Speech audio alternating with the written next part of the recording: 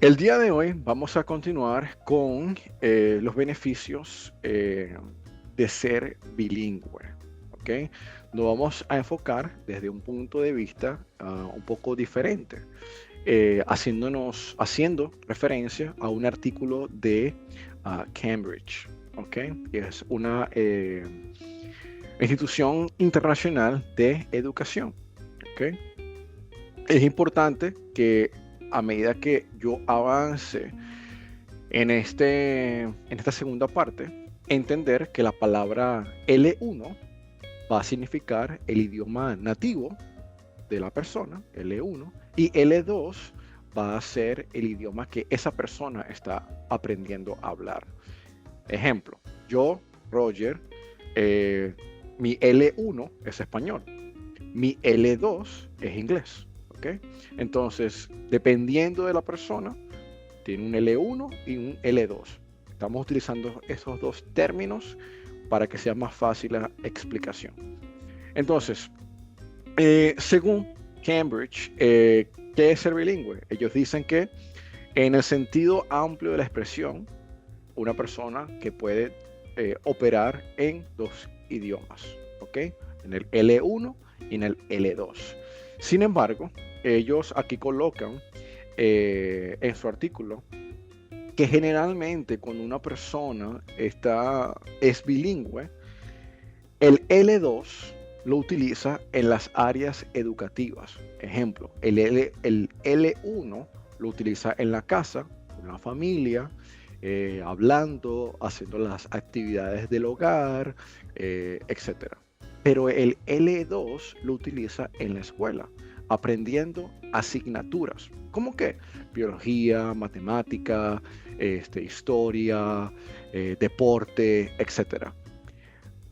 En este proceso de formación de una persona, digamos un niño, un infante o un adulto, de crecer en su nivel educativo en L1 y L2, los padres tienden a tener una preocupación por el niño a que olvide su L1. ¿Por qué? Porque pasa mayor tiempo, o 8 horas o 12 horas, dependiendo de la cantidad de horas que tenga el niño en la escuela, hablando L2. ¿Ok? Esto, en vez de ser algo negativo, es algo muy positivo, porque ayuda al niño a operar de manera autodidacta autodidacta y fluida en ambos idiomas. ¿Qué es la educación bilingüe? Cambridge utiliza el término educación bilingüe para referirse al uso de dos o más lenguas con medio de instrucción de asignaturas de contenido, como por ejemplo ciencia o historia. A esto es lo que me refiero cuando utilizamos el segundo idioma, ¿ok? Para educar al niño o a la niña en, en una escuela. Aquí quiero hacer un paréntesis. Esto es un mecanismo o un sistema o una estrategia de enseñanza, de estudio, no solamente para los niños, sino también para los adultos, para aprender otro idioma. Ejemplo, yo, Roger Gavidia, no sé, solamente sé español. Y digo, bueno, yo quiero aprender italiano. ¿Cómo aprendo italiano? Opción número uno, entrar en una academia y aprender todo acerca de italiano, gramática, vocabulario, etc. Opción número dos, ir a algo que a mí me gusta. Eso se llama aprendizaje significativo.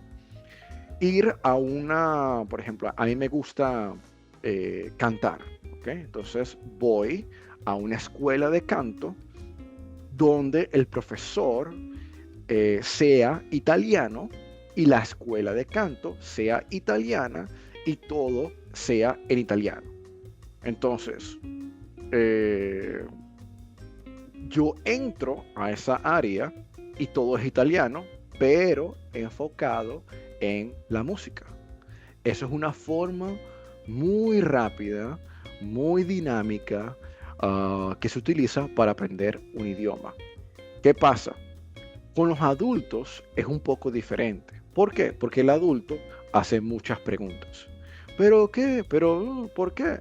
Ahora, una persona nativa que sepa, que sea italiana, o inglesa en este caso, o español, no te va a explicar gramática, no te va a decir, bueno, yo digo cantemos porque cantemos es imperativo. No te va a explicar nada de eso, pero sí te va a llevar a un punto de fluidez en esa área.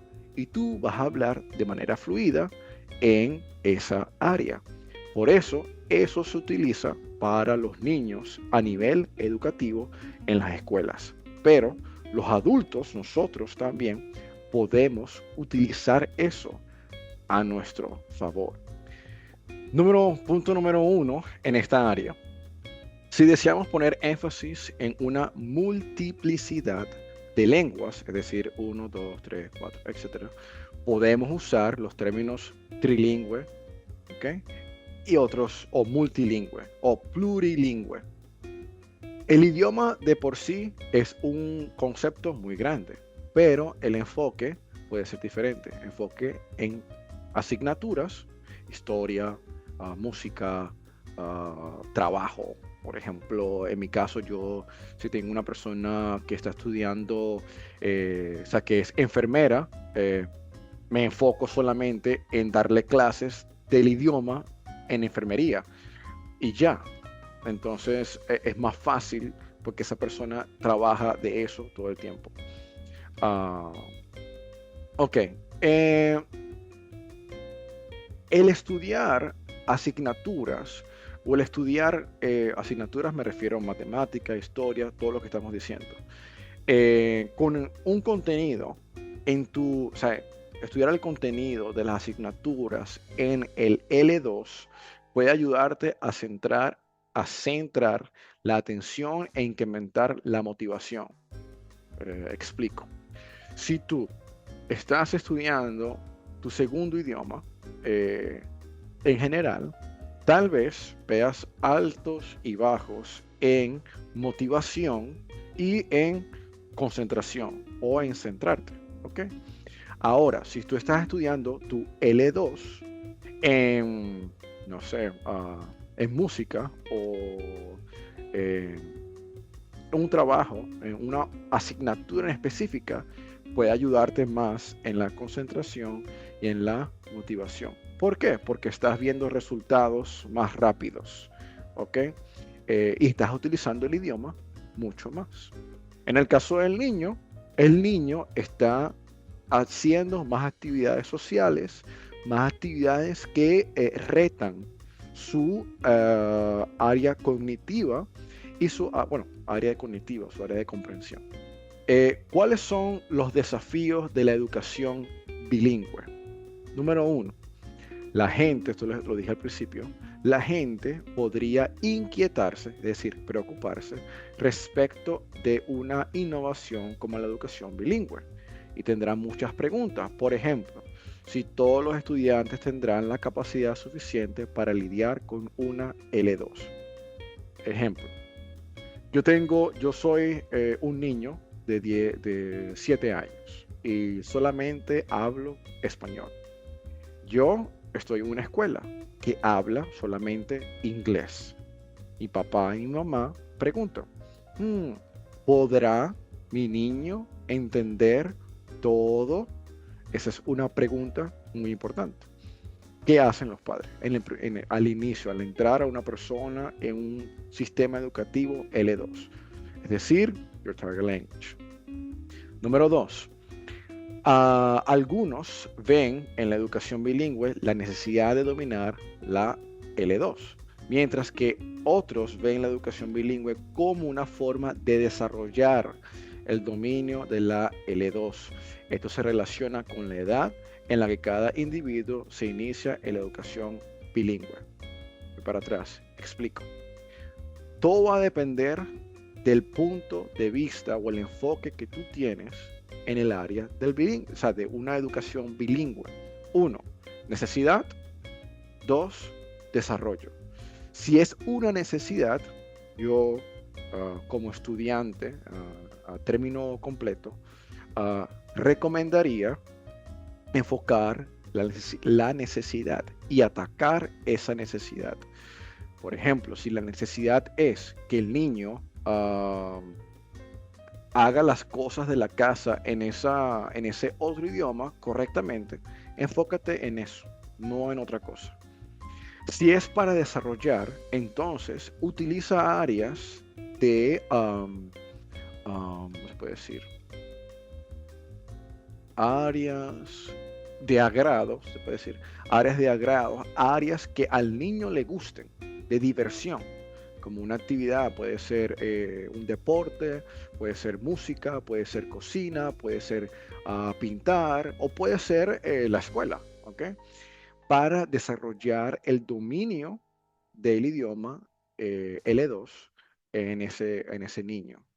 Si es una persona adulta, si es necesidad, entonces igualmente, enfócate en la necesidad.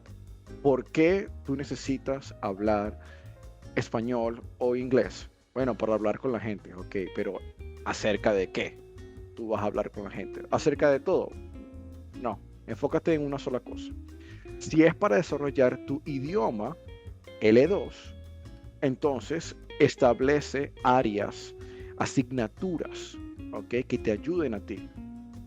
Bueno, necesito saber, por ejemplo, cómo comprar, ¿okay? Cómo comprar en el supermercado, cómo ordenar comida en el restaurante, cómo ir al médico, entonces tú estableces vocabularios, vocabulario 1 y empiezas a estudiar por áreas, ¿ok? Cada contexto es distinto y por eso puede ser difícil decidir a lo que estoy diciendo, porque cada área es distinta y a veces es difícil qué es primero, qué es mejor. Los alumnos que aprenden en una L2 necesitan un apoyo sistemático durante un periodo de entre 5 a 10 años. Y esto es muy importante. ¿Por qué? Porque siempre las academias de idiomas o las instituciones de idiomas o los cursos de idiomas dicen que puedes aprender un idioma en 6 meses o en 4 meses, 3 meses. Sí y no. Todo depende de cómo tú estás estudiando ese idioma, ¿ok? Ahora, una persona bilingüe tiene que tener un apoyo sistemático, organizado, dentro de un periodo de 5 a 10 años para dominar el uso de una lengua a nivel académico o a nivel social, ¿okay? De vida. ¿Qué es sistemático? Que la persona, por ejemplo, un niño que está estudiando 2 idiomas, tiene que tener en esa área de, vamos a decir, historia, tiene que tener a la persona que es nativa en L2 y una persona que no es nativa en L2, pero que domina ese L2. Ejemplo, yo, niño de 10 años, estoy estudiando en un salón, tengo un profesor, quiero aprender español, tengo un profesor que es venezolano. Ok, excelente. Domina español. Tengo un profesor americano que sabe hablar español. Esos dos personas son importantes para enseñarle al idioma correctamente al niño que está estudiando historia, ¿ok? En este caso. Bien, entonces eso es importante porque crean un balance en el sistema educativo del niño en estos 2 idiomas, ¿ok? Por ejemplo, yo como siendo nativo del idioma español, cuando yo hablo en inglés, hay conceptos en inglés que se dicen de una manera, pero yo los traduzco del español al inglés para expresarme. Entonces, un americano que solamente habla español e inglés no va a entender qué es lo que yo quiero decir. Pero si esa persona sabe el español, puede ayudarme a mí a corregir el cómo decir correctamente lo que yo quiero decir. Por eso es que ambos son importantes en el sistema educativo bilingüe de una persona. Uh, por ende, yo digo siempre que si una persona va a enseñar español, tiene que dominar el español y entender la cultura para evitar estas confusiones y poder entender lo que quiere decir la otra persona. Último punto aquí. Es importante investigar sobre la educación bilingüe. O sea, si tú tienes a un niño o usted mismo que está escuchando sabe 2 idiomas, usted tiene que investigar cómo es la dinámica, cuáles son las mejores estrategias para uno estudiar siendo bilingüe, ¿ok? Porque ya tú no sabes nada más un idioma, sabes 2. Entonces es importante aplicar esas estrategias como bilingüe para saber qué es lo que funciona y qué es lo que no funciona. Número 2, tienes que diseñar modelos para ese estudio, ¿ok? Para lo que tú estés estudiando, diferentes modelos. Planear y gestionar el cambio. Planea, o sea, un programa para ti mismo, o para ti misma, para que sepas. Siempre enfócate en trabajar en lo que estés interesado o interesada. No te enfoques en otra cosa nada más por curiosidad. Enfócate en lo que estás interesado o lo que no, o en lo que estás interesada. Si eres bueno o buena en una asignatura, por ejemplo, matemáticas o historia o música, bueno, utiliza eso para ayudarte en el aprendizaje, ¿ok? De tus 2 idiomas, ¿ok? Algunas recomendaciones. Yo sé que esta parte, lo que estoy diciendo, es muy genérico. Dije algunos detalles importantes, pero no puedo indagar mucho por ahora.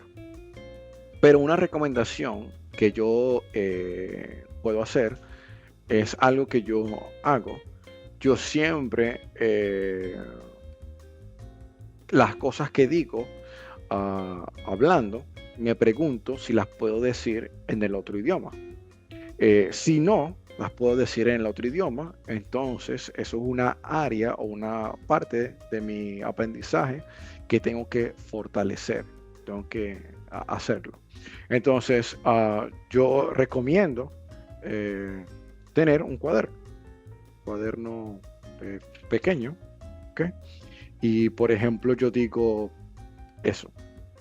Por ejemplo, yo digo eso. Ok, ¿cómo yo digo eso en inglés?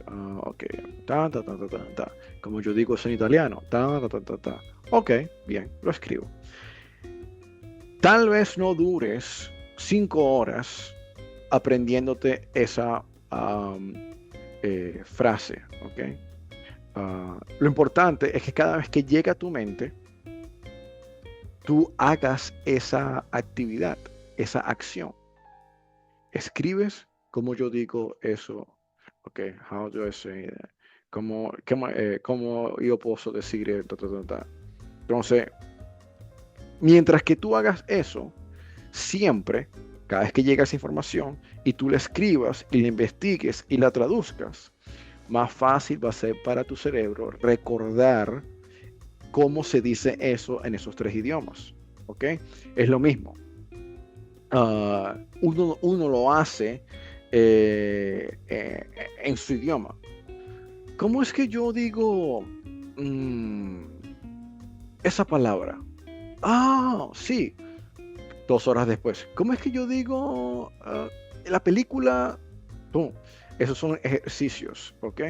Pero es bueno escribirlo en tu cuaderno para que tú ejercites ese músculo en tu cerebro y se te haga más fácil.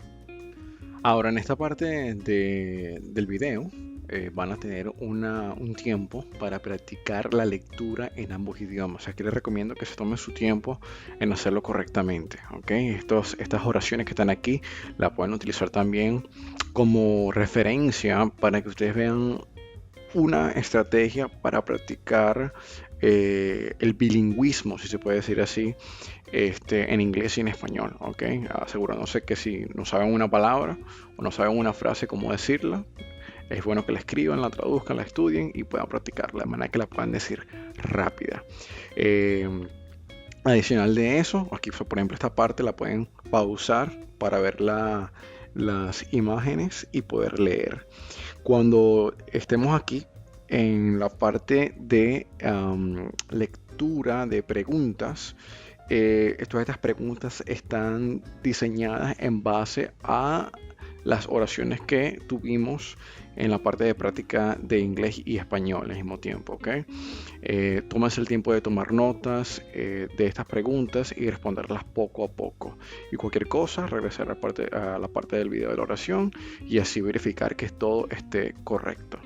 Sin más nada que decirle, le doy muchas gracias por su atención, por estar aquí con nosotros y si tienen alguna pregunta, alguna duda, no duden en escribirla en los comentarios.